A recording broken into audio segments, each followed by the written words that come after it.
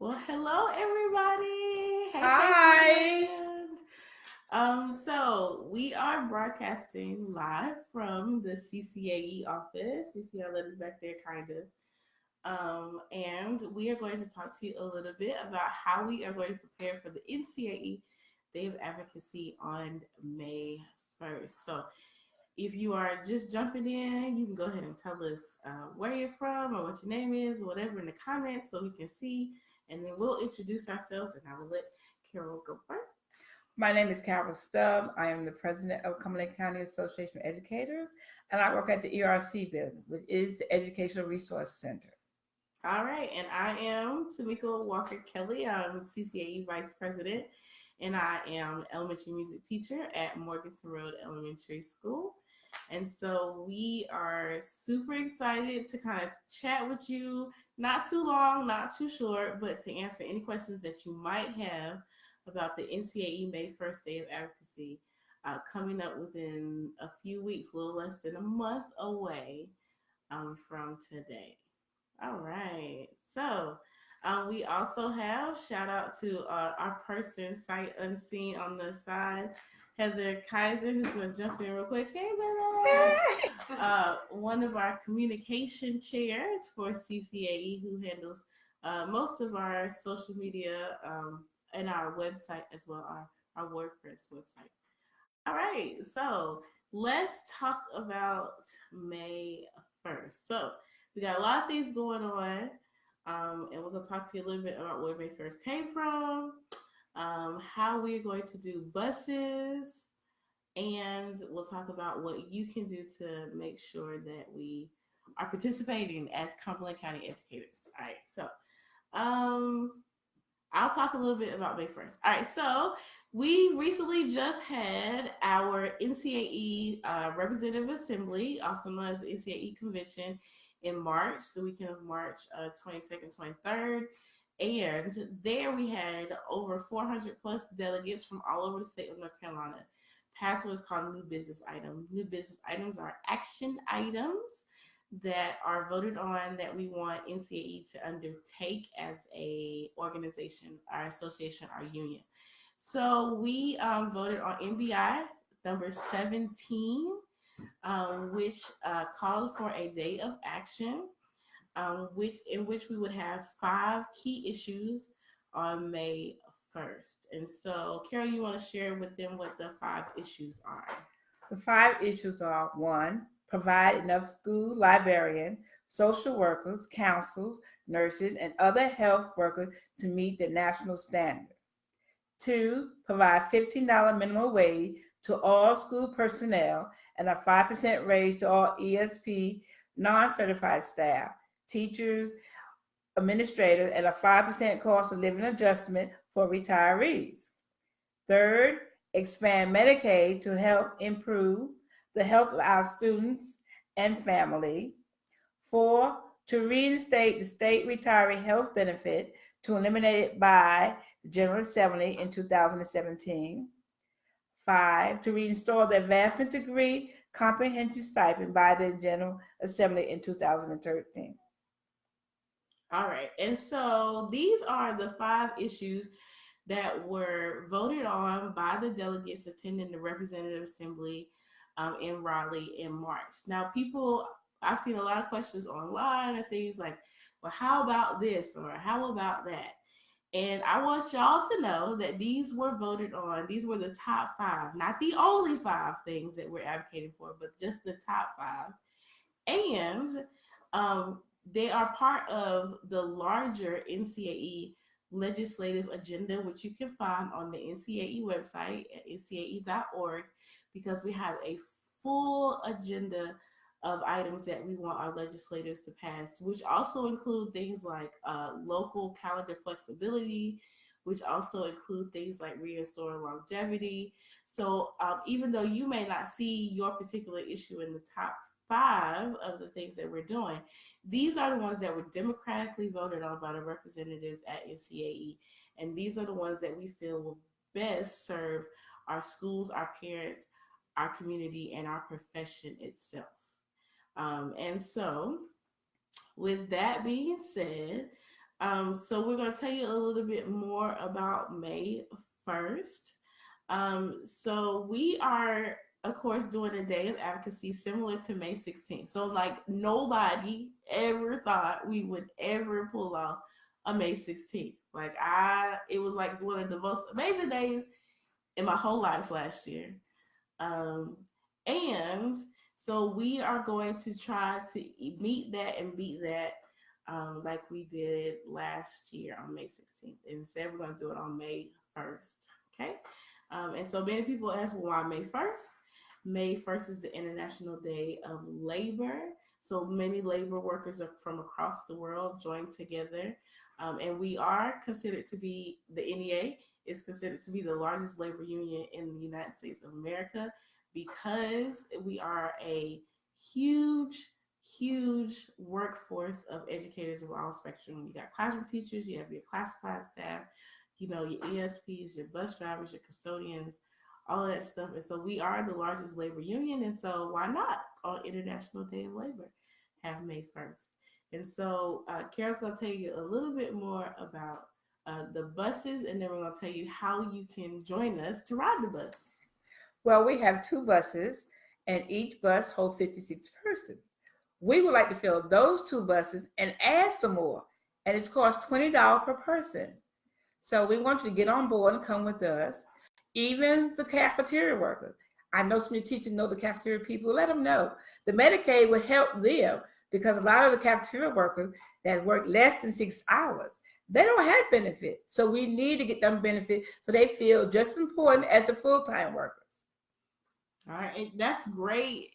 That's super awesome. So, because a lot of people ask, well, why these 5? Okay, so one, we always know that people try to rally around like teacher pay and things like that, knowing that while we want to be paid as professionals, and we do, okay, that, we don't solely focus our attention on pay, right? But we do want to be paid professionally.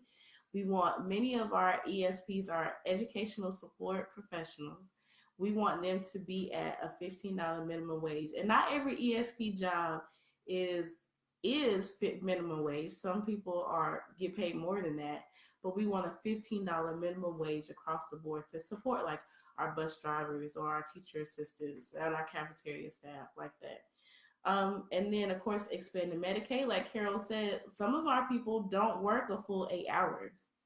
And so they can't get Medicare benefits and things like that, like maybe a certified teacher would. We also have lots of our students who need health care, right? They come to school, they have to go see the dental vet. They come and they do vision and hearing screening in our schools. And so if we expanded Medicaid, which we already pay taxes for, and that just aren't coming back to North Carolina, it helps benefit those families as well, especially like our EC students who receive services at school that gets paid with federal dollars, and that can come back to North Carolina. And then our retirees with their COLA, people are proposing that they get a 2% COLA or a 3%, but 5%. They haven't had a consistent raise in their COLA in the past 5 or 6 years. And so 5% would be a huge increase and a huge sign of respect to our seasoned, most valuable resource to sustain our educators who have given years and years of service to our profession. Oh, look, it's Christy. Hey, Christy. So that's super important. And then, of course, if you are hired after 2021 as a new educator to the state of North Carolina, you can't even get retirement benefits as the law is currently written right now. If you are a new teacher to the profession in 2021, you cannot even get retirement benefits. It means you could work 30 plus years for the state of North Carolina and have nothing to retire on, which is crazy. And then lastly, of course, we want to restore master's pay and other advanced degrees. Heather over here has a doctorate, Dr. Heather Kaiser. She has a doctorate Many of you out there, many of us have advanced master's degrees that we got after 2013 that you had to be grandfathered in to get paid for. So if you got a master's degree right now, you are just taking on the sole cause of being a lifelong learner, but you're not actually getting paid for it. And so we want to, of course, restore that to our profession, because that helps bring teachers, that helps bring educators, even our teacher assistants who have master's degrees and things like that, that assist with reading instruction and things like that. That is super key and help us retain high quality staff for our public schools. And so we're going to talk a little bit more about, so how do I get to May 1st? What do I have to do? So Karen, what's the first thing that we're going to ask them to do? The first thing, we ask your teachers to put in your personal leave day and then go to the smart thing you put in for your subs. And I need at least 600 of you to put this in before we go on spring break. So we have closed Cumberland County down like we did last year. We don't want Billy Richardson to call us like he did last year. We don't want that this year. We want to be sole educators that wants to fight for our student right and our school. So I need y'all to put in that personal leave, certified teacher. Now the classified folks, I need you to put in that annual leave. I already put mine in when I came first back. And so I'm asking you to put it in. Now when school do close, they won't use it at all. So let's show that all educators, certified and classified, can get together and band together for public education. All right, so you heard her. So if you are a certified teacher, you will use what we have as personal leave, is Reason 6. You will put that into SmartFind. Right now, we're asking you to put it in SmartFind first, and then you can go back and put it on paper. But right now, what they're pulling are the numbers from SmartFind to help them make a decision. And no, this year 3 is not the magic number. 600 is the magic number. So we need you to tell your teacher friends. They do not have to be CCAE members to participate in May 1st. They didn't have to be to participate in May 16th. To go ahead and put their day in the system. Now, your principal, your administrator can also put in their personal leave as well. But with personal leave, we have been advised by our fantastic advocacy center that you do not have to put in a reason for your personal leave. They cannot ask you that. It has to be put in 5 days in advance of when you want to take it. So if you put it in now, you are well in advance of 5 days. Now, your principal may ask you that the only way that they will approve your personal day is for you to have a sub, which is well within their rights to do so, but you should put it in. Right now, we still have subs, picking up jobs and stuff. Hey, Val, hey. So we have subs picking up jobs or whatever, but what happens is if all 600 of you put in a sub, we don't even have 600 subs in Cumberland County Schools. So that's just not even going to be a thing. So put your day in. And if you are, like she said, classified staff, you have annual leave, and you can put that in as well. And so go ahead. We're going to count all of that together. So, the school system is monitoring it. They would love to make a decision before spring break. So if you go ahead and put your days in, we got your back, and we'll make sure that if you visit our website or our Facebook page or our Twitter account, that you can get a copy of the NCAE legal brief about how to use personal leave. Do not use sick. Do not. No sick leave. No sick leave. Do not put in a sick leave day unless you actually plan to go to the doctor. Because they can ask you for a note, and that's a violation of your sick leave. Because we are not lawyers. No. We are not lawyers. We are not giving you legal advice. We are not telling you to do stuff illegal. Nope. If you put in a sick day that is on you, you better be the doctor watching us on TV. But do not put in a sick day. And so we are super excited. And so, you'll have people who will say, oh, why are we doing this again? Isn't this for the students? Like, why we got to do this now? Why can't we do this on a weekend? No. We cannot do it on a weekend. Legislators aren't even there on the weekend. They work Monday through Thursday. They come home on Friday, Saturday, and Sunday. We are doing this for our students. We have been running this campaign since January. This Day of Action is actually phase 2 of our campaign that we have been doing called Strong Students, Strong Schools, and Strong Communities. So we have been doing this for a while. We started with the regional meetings. We have 4 of them. We had 2 on the same day. And so we have been working to engage people from all across the state, educators, members, and non-members alike, community members, parents, college students, our aspiring educator program, all that stuff, in order to make sure that we are building a movement towards the schools. This is not new. The first part, we asked you to fill out a survey. And how many surveys did we have, Kara? We have 170 surveys. We had 170 surveys from over 10, 15, 20 different school sites in here in Cumberland County. And so, and the survey link is still open if you want to take it online. But we asked, what are some things that you wanted? What are some things that concerns you?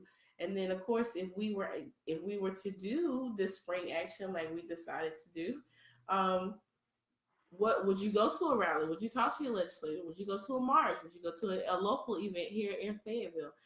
So we inquired, and if you didn't get a survey at your school, just let us know. You can message us, message our Facebook page, and we can send you the direct link to the survey.